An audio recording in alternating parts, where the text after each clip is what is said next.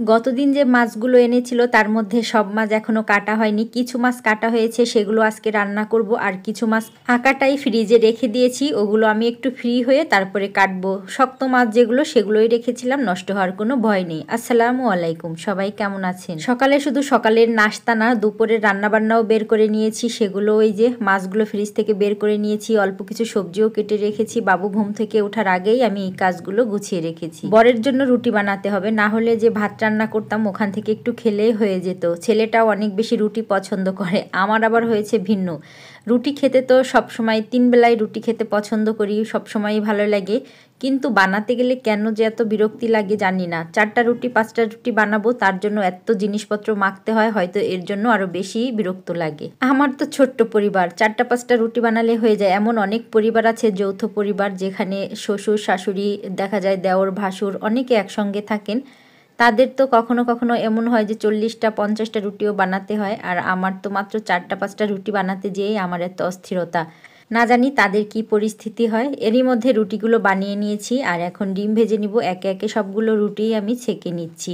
একই সঙ্গে 2 রকমের রান্না, তবে খুব একটা ঝামেলার মধ্যে পড়তে হয় না। ওই যে আগে থেকে অনেক সময় দেখা যায় পেঁয়াজ কাঁচামরিচও কাটা থাকে, আবার মশলাটা বেশিরভাগ সময় আমার ব্লেন্ড করাই থাকে, যার জন্য রান্না করতে বেশি একটা সমস্যা পোহাতে হয় না। সবগুলো রুটিই ভেজে নিয়েছি, মানে সেঁকে নিয়েছি। আজকে আর পরোটা ভাজবো না, শুধু রুটিই করে নিব। আর এদিকে এই যে ডিম ভেজে নিচ্ছি। কিছু তরকারি রয়েছে ফ্রিজে মাংসের, ওইটা গরম করে নিলেই হয়ে যাবে, যে যেভাবে খায়।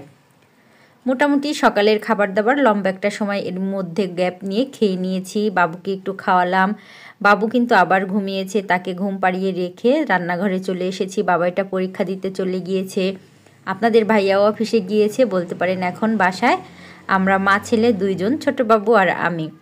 তো একটু গ্যাপ দিয়ে আমাকে কাজগুলো করতে হয়। ভিডিওতে হয়তো দেখে মনে হচ্ছে যে আপু পরাপর এভাবে লং টাইম কিভাবে বাবুকে ছাড়া কাজ করে।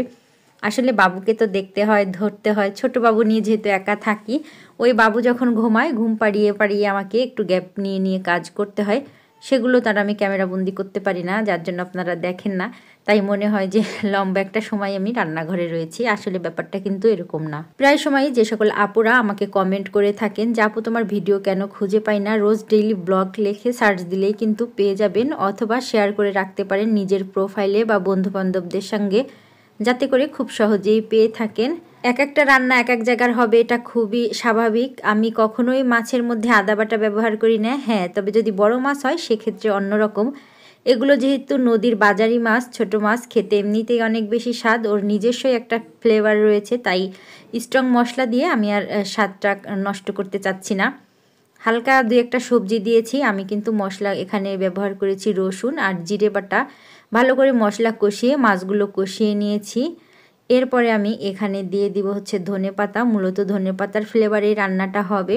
আর এর মধ্যে ফুলকপির সঙ্গে আমি কিন্তু 2-একটা পেঁয়াজ কালি বা পেঁয়াজের ফুল বলি, আমাদের গ্রামে এটাকে পেঁয়াজের ফুল বলে থাকে, অনেকে পেঁয়াজ কলি বলে থাকে, সেটাও দিয়েছি অল্প একটু পরিমাণে। সবজির পরিমাণ খুবই অল্প। মাছ মোটামুটি কিন্তু রান্না শেষের দিকে রাইস কুকারের মধ্যে ভাত বসিয়ে দিয়েছি। নদীর মাছ খেতে ভালো লাগে, যেভাবে রান্না করি সেভাবেই কিন্তু অনেক বেশি মজার হয়। ছোট মাছ তো একটু কষ্ট হয় কাটতে গেলে, কিন্তু রান্নার শেষ করে যখন খাবার টেবিলে যাই রান্নাবান্না করে, তখন সব ক্লান্তি কষ্ট যেন আর কষ্টই থাকে না, তখন তো ভালো লাগায় পরিণত হয়। তাই তো ছোট মাছ বারবার চেষ্টা করি রাখার জন্য। অনেকেই বলেন কষ্ট হয় না, হ্যাঁ কষ্ট হয়, ওই যে খেতে পছন্দ করি তো কষ্টকে আর কষ্টই মনে হয় না। এরই মধ্যে তো অনেক কাজ করে ফেলেছি, একেবারেই খাবার দাবার খেতে চলে এসেছি, এরকম না যে রান্না করেই খাবার টেবিলে চলে এসেছি। বেশ লম্বা একটা সময় অফ ক্যামেরায় ছিলাম, গোসল করে আরও কাজবাজ ছিল, সেগুলো করে খাবার চলে এসেছি। আলহামদুলিল্লাহ এত সুন্দর ফ্লেভার বের হয়েছে, তাই গরম গরম ভাত গরম গরম তরকারি নিয়ে বসে পড়েছি। ডানে বামে যেন আর তাকানোর সময়ই নেই। খাবার খেতে খেতে সবার থেকে বিদায় নিয়ে নিব। আজ এই পর্যন্তই, পরবর্তী নতুন কোনো ভিডিওতে কথা হবে। সবাই ভালো থাকবেন, সুস্থ থাকবেন, আল্লাহ হাফেজ।